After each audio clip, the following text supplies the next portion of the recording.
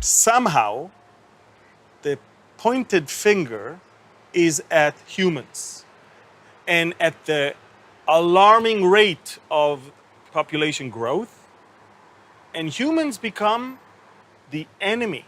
Am I right? I completely agree with this. Yes.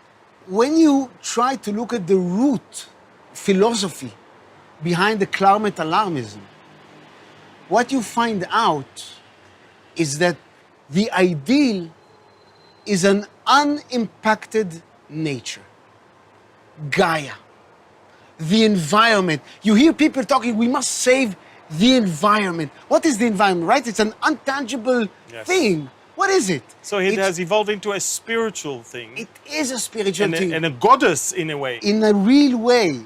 And everything we do is first measured not by how good it is for humans, how does it promote human flourishing and human well-being, but the first thing it's measured by is it impacting the planet?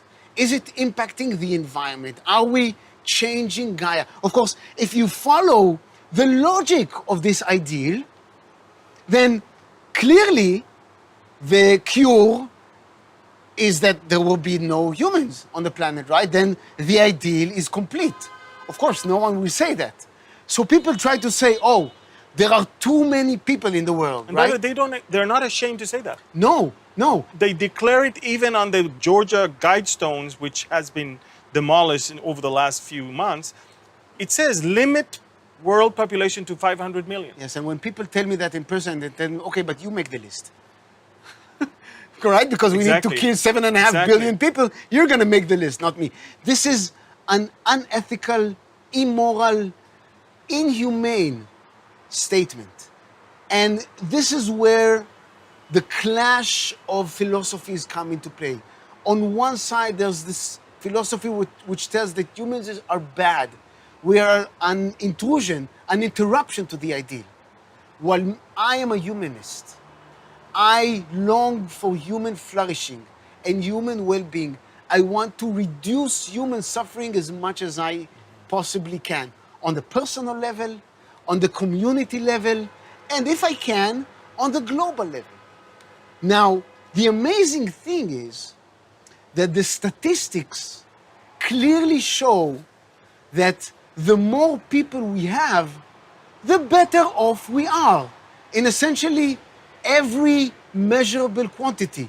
If you look at GDP, if you look at literacy percentage, if you look at lifespan, if you look at health, various parameters of health, if you look at hunger, the percentage of malnutrition children, in any measurable quantity, the more humans we have, the better off we are. We are 8 times more wealthy, materially wealthy. Our well-being is 8 times higher than our young grandparents, 60 or 70 years ago.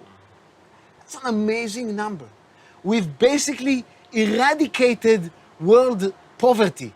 If you look 150 years ago, 85 to 90% of population were below the UN absolute poverty line, $2.9 a day.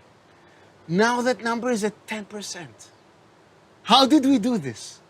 We do this by innovation. We did this by free thinking. And we did this really by allowing people to have kids. More people mean more brains that can think and innovate and make our life better. And we also did this, allow me to add, using fossil fuels. Yes.